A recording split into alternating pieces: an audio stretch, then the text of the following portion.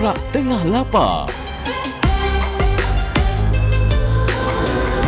Borak Tengah Lapar. Assalamualaikum warahmatullahi wabarakatuh. Kembali lagi bersama saya Putera Azwan, Abang Wahid dan juga yang berbahagia Datuk Ustaz Kazim Ilyas untuk Borak Tengah Lapar hari yang ke-9. Yang ke-9, apa pun salam Malaysia Mendadi untuk anda mendengar kami di KLFM. Yes, sepanjang Ramadan bersama kami insya-Allah setiap hari bermula pukul 4.30 petang hingga pukul 5 petang. Ya, dan yang paling istimewanya sementara koma mendengar, anda mendengar koma itu Perak. Anda mendengar KLFM, anda boleh buka YouTube anda sekarang juga untuk episod hari ini dikeluarkan waktu ni juga. Ya, jadi setiap hari topiknya berbeza dan kita juga terima email daripada sahabat-sahabat kita bawah ya. Dan sentiasa tanya macam-macam dekat ustaz kita ni. Ni sahabat penerbit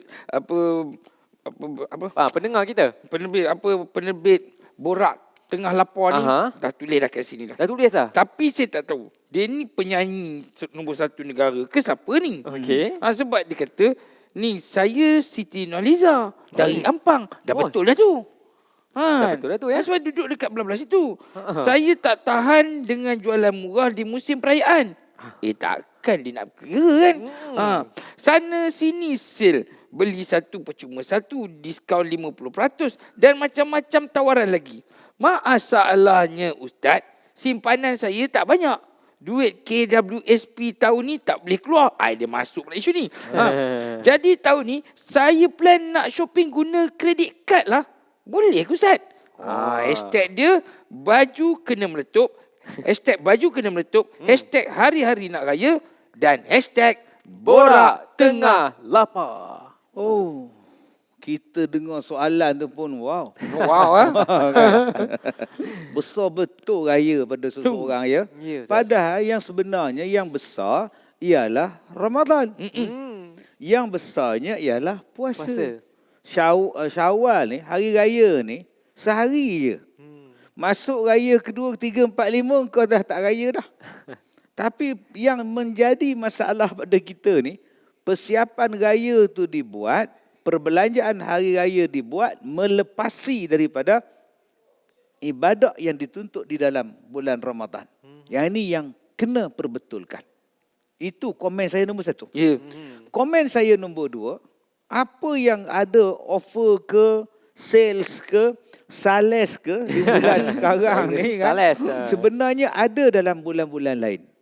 Ada dalam perayaan Tahun Baru Cina, ada dalam perayaan Christmas, ada perayaan Taipusam, Merdeka Day dan sebagainya. Sepanjang tahun pun ada. Tetapi apa yang Allah offer di bulan Ramadan hanya terdapat dalam bulan Ramadan sahaja. Jadi berpada-padalah kita nak buat perbelanjaan, jangan sampai membazir. Yang ketiganya, kredit kad. Nama pun kredit. Kita mencari pahala dalam bulan Ramadan. Kenapa kita nak ambil risiko mendatangkan riba di dalam bulan Ramadan yang sama? Jadi kalau boleh buat kredit kad boleh. Bukan tak masalahnya. Nanti kau bayarlah on time dia. Jangan sampai datang bunga atau sebagainya. Tapi kadang-kadang kita ni bila dah ada kemudahan bagi loan macam itu, saya takut kita pergi kepada bunga. Dah terlibat dengan riba. Jadi bunga ni, riba ni Wahid, satu bentuk peperangan dengan Allah dan Rasul. Harbin minallahi wa rasulih katanya. Kamu dah isytihar perang dengan Allah dan Rasul. Ini benda yang berbahaya. Jadi kita ada pembiayaan Islam, kita ada kad kredit Islamik, ambil yang Islamik lah. Jangan ambil yang konvensional. Tapi Ustaz, itu ini kan macam ini mungkin dia masuk dia dalam cerita yang benda yang pakai buang. Semua barang pakai buang lah, tak baju apa. Tapi daripada segi kadang kita belanja berlebihan untuk nak makan tu pula, kadang kita sanggup bayar 100 untuk nak buffet. Kan? Ya. Itu macam mana Ustaz? Sanggup bayar. Iyalah. Kalau dia mampu tak apa. Tak apa pula dia mampu, duit dia banyak. Masalah. Yang masalah tak mampu. Nak hutang lah sebab nak tunjuk mampu. Jadi tak bayarlah. Bagi kita, selagi mana yang keduanya awak makan. Katalah buffet dia RM100. Memang dia balon betul 100. Okey. Oi, balik-balik rumah gini nyandoknya. Sampai ke subuh nyandok lagi. Dah buncit dah. Ini bati ke apa kan? Dia makan betul. Tak apa. Yang salahnya 100 engkau tak makan. Kemudian engkau pula makan 2-3 jenis dah balik dah. Ini yang kita takut pembaziran. Ataupun kau ambil banyak-banyak, kemudian kau tak makan. Pun ada juga. Jadi kalau dia mampu, dipersilakan dengan syarat-syarat yang saya katakan tadi. Jadi taklah kita kata haram pula buffet-buffet. Tadi saya tak kata haram. Tapi kalau dah masuk RM100 satu kepala, belasah lah makan. Jadi Kita cari, takkan kita nak bagi itu duit kat orang tu. Kan? Okey. Jadi kiriman daripada Siti Nurhaliza itu membawa kita untuk topik hari ini, puasa sehari, raya sebulan. Di segmen yang pertama, di Borak Tengah Lapar. Jangan ke mana-mana, terus bersama kami, KLFM Rentak Interaktif Kota. Jom kita ikuti Borak Tengah Lapar. Ya, kembali bersama kami dalam Borak Tengah Lapar. Masih membicarakan mengenai puasa sehari, rayanya sebulan.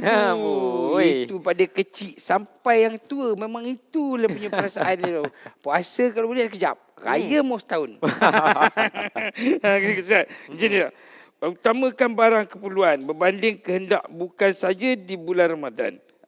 Utamakan barang keperluan berbanding kehendak bukan saja di bulan Ramadan. Macam itu cakap tadi, bukan saja bulan Ramadan. Tapi dalam kehidupan, antara keperluan dan kehendak. Antara keperluan dan kehendak, pandangan Ustaz tentang sini. Dia ada beberapa perkara. Pertama dipanggil tahsin niat. Tahsin niat ni maknanya barang perhiasan yang hanya untuk nampak cantik, nampak segak, itu dipanggil tahsin niat. Macam langsir dalam rumah kita tu kan. Tahsin je. Kalau awak bubuh kelambu pun boleh, bubuh langsir katil pun boleh. Tapi kerana nak cantik, buatnya langsir order daripada Bandung ni order je. Itu nama dia tahsin niat. Yang kedua dipanggil sebagai hijaiyat, keperluan dalam kehidupan. Kalau tak ada yang itu susah. Ini dipanggil sebagai hijaiyat. Mungkin sekarang kita panggil handphone. Tak ada handphone nak bergerak payah. Yang ketiga dipanggil sebagai daruriyat. Yang ni kalau tak ada, jalan innalillah. Makan, rumah, pakaian. Hindustan sebut roti kepada orang makan. Mesti ada pakaian, mesti ada rumah, mesti ada makanan. Maka ini adalah dipanggil sebagai daruriyat. Kalau dalam perbelanjaan kita sepanjang bulan Ramadan, tengok tahsin niat, hijaiyat ataupun daruriyat, maka tidak akan jadi pembaziran. Tidak akan jadi raya sampai setahun, sampai sebulan, puasa sehari. Masalah kita sekarang bila tak tahu ini tahsin, ini hijaiyat ataupun ini daruriyat. Contohnya kereta dah ada dah. Dia kata sempena dengan raya ni saya nak sebuah kereta lagi. Nak balik kampung. Kalau balik dengan kereta lama ni apa kata orang kampung? Tak ada perubahan, tak ada kemajuan ni. Akhirnya dia terikat dengan hutang. Sedangkan dia sekarang dah bebas daripada hutang. Itu dia tak mengenal antara hijaiyat dan tahsin niat. Ataupun isteri dia kata, abang, baju saya semua dah koyak abang. Kita kena beli baju baru untuk abang untuk raya. Maka itu daruriyat, kena beli. Tak payah pakai baju lah raya ni. Bukan raya ya nak baju, nak beraya. Tak kena tu. Abang, kita dah tak ada benda yang nak buka puasa ni. Carilah makanan sesuatu. Kalau tak ada, kau ambil lah benda-benda hitam dekat dapur tu, apa nama, belalang, kau buatlah kopi. Itu salah tu. Sebab sampai kena pergi keraknya kuali tu buat kopi. Itu dah bukan, dah salah, dah daruriyat tadi. Jadi kalaulah kita faham mana dia tahsin, mana dia hijaiyat, mana dia daruriyat, insya-Allah selesai. Dan Ustaz, ada Ustaz setengah orang ni, dia ni mudah sangat tertipu dengan iklan. Tengok iklan sikit je nak beli. Tengok iklan nak beli. Ni macam mana pula ni Ustaz? Sebab tu saya sebutkan pada kuliah kita semalam tentang keistimewaan daripada surah Ar-Ra'd ayat 1 sampai ayat 3. Kalau kita sebagai peniaga meniaga dengan cara yang betul dan mengamalkan ayat-ayat Al-Quran, insya-Allah perniagaan itu jadi barakah. Saya sebutkan semalam di antara ayatnya yang saya suruh baca ialah surah Ar-Ra'd ayat 1 sampai 3, antaranya Alif Lam Mim Ra tilka ayatul kitab wallazi unzila ilaika min rabbikal haqq walakin aktsaran nas la yu'minun. Itu dalam surah Ar-Ra'd ayat 1. Jadi peniaga kena amalkan benda macam itu. Yang keduanya si pembeli pun. Berapa ramai orang yang nak membeli ni menggunakan doa, menggunakan ayat Al-Quran dan sebagainya untuk membuat suatu pilihan yang betul. yang tidak didasarkan kepada dasar nafsu. Masuk dalam pasal Ramadan pun disuruh baca doa. A'udzu bi'izzatillah wa qudratihi min syarri ma ajidu wa uhadzir. Malah disebut pun nama-nama yang tertentu dalam doa. Setengah dia tak baca, dia masuk je cepat nanti habis. Kan? Tak, kenapa nak masuk dalam Ramadan tu ada ayat untuk dia, ada bacaan untuk dia? Sebab ada jenis-jenis syaitan yang berada di tempat-tempat tadi. Di pasar. Ada syaitan dia. Jadi maka disebutkan kepada kita ada syaitan yang dipanggil Al-A'war. Ada yang dipanggil sebagai As-Subyan. Jadi mereka ini akan berada di tempat-tempat yang tertentu. Al-A'war misalnya, dia akan duduk di tempat-tempat ini, maka sebelum kita masuk di dalam perkarangan itu baca doa. Supaya kita tak rosak, sebab dia akan merosakkan pandangan kita, pendengaran kita, sampai benda tu jadi seronok sangat nak beli. Iklan tu seronok sangat nak didengar. Jadi kita kena kata, kenapa bila aku masuk dalam pasar dia, nampak cantik barang, rasa nak beli je. Bila balik rumah biasa je. Bila duduk dalam kedai dia, ya Allah, kenapa? Bila balik rumah, macam biasa je. Sebab kadang-kadang kita langsung tidak meminta pertolongan daripada Allah untuk mengalahkan yang kita sebutkan tadi. Maknanya Ustaz, apa nak buka media sosial pun kita baca doa dulu Ustaz. Apa salahnya? Kan? Kena. Sebab tu kita baca doa, A'udzubillahi minasyaitonirrajim. Kita baca banyak, A'udzubi'izzatillah. Kita baca A'udzubillah. Kita baca ta'uz, semua yang ini minta lindung daripada Allah. Sebab syaitan bukan setakat berada pada tempat-tempat yang tertentu. Syaitan berada pada semua tempat. Dalam majlis ilmu dia ada. Dekat depan ni pun ada. Bukan maknanya bila kita semayang, setan, lari, bla bla bla, dia semayang. Lagi datang pula setan tu. Sebab tu kita berlindung dengan Allah. Tapi Ustaz, bulan Ramadan mana ada syaitan? Saya dah sebutkan tadi, bagi mazhab Syafi'i yang dikatakan tidak ada syaitan di rantai, syaitan yang besar. Tetapi syaitan yang kecil, tentera yang kecil masih ada lagi. Sebab itu tidak heran berlaku pembaziran, berlaku pembunuhan, rompakan dan sebagainya dalam bulan Ramadan. Jadi mari sama-sama kita memerangi syaitan yang kecil-kecil yang ada ni sepanjang Ramadan kita ni, supaya kita tak terjebak. Tengok iklan nak beli, pergi bazar semua nak beli kan. Tapi yang ni iklan ni kita kena bagi. Kena, Wajib untuk kita. Betul juga ya. Jadi kita berehat seketika, kita tarik nafas dulu. Kejap lagi kita kembali dalam Borak Tengah Lapar. Jom kita ikuti Borak Tengah Lapar. Terima kasih masih terus bersama dengan kami di Borak Tengah Lapar. Ya, setiap hari sepanjang Ramadan ini bermula pukul 4.30 petang hingga pukul 5 petang dan juga ulangannya waktu sahur pukul 5.30 pagi. Untuk kata wazir, kita tegur dia. Tanya dia lah, apa rahsia sentiasa cegah kekal cergas sepanjang Ramadan ni? rahsia saya senang je, Ustaz. Ya. Saya kena gaduh je dengan isteri saya hari ni. Patutlah langsung tak nampak mengantuk semua. Hebat, alhamdulillah. Ini rahsia kita kena belajar. Ustaz betul-betul bagi saya ubat. Ustaz betul-betul pantunkan awak lah abang. Baik. Kita masih lagi berbicara mengenai topik kita hari ini mengenai puasanya sehari, rayanya sebulan. Tapi betul lah, punya menarik topik kita ni. Sampai orang kata tak rasa lah. Inilah segmen akhir ni. Iyalah tu. Kejap je ya. Sambung. Baik Ustaz, nak tanya juga ni Ustaz. Waktu bila Ustaz yang paling afdal untuk kita bershopping ni? Awal Ramadan ke? Tengah ke? Ataupun di hujung-hujung Ramadan tu Ustaz? Ya. Dia ada dua offer dalam bulan Ramadan ni. Satu offer daripada Allah. Siapa yang buat macam ni akan digandakan 70 kali ganda. Siapa yang buat amalan sunat akan diberikan pahala wajib. Siapa yang buat macam ini akan dibebaskan daripada api neraka. Siapa yang buat macam ini akan diampunkan dosa-dosa dia. Ini offer daripada Allah. Nak rebut tak? Cepat, 50%, 70%. Datanglah ramai-ramai, datanglah. Yang tu pula ramainya. Ada orang yang tak pergi masjid 10 malam terakhir sebab nak nunggu lelongan kuih raya. Betul. Begini duduk tepi jalan menunggu dia. Padahal kuih raya tu bulan Syaban pun ada, bulan Rejab pun ada. Betul. Sepanjang tahun ada.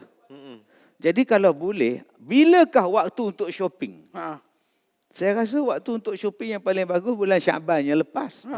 Bulan lepas. Sebelum masuk Ramadan. Nak tempah baju ke, nak buat apa ke. Ini tidak. Waktu tu lah kau nak cat rumah. Ya akhirnya Quran tak habis. Ada pula yang habiskan Al-Quran 15 hari Ramadan khatam. Kemudian simpan. mak dah tak baca Quran. Mak dah habis baca. Atau sekarang ada lagi 15 hari mak nak sibuk cat rumah, kata dia.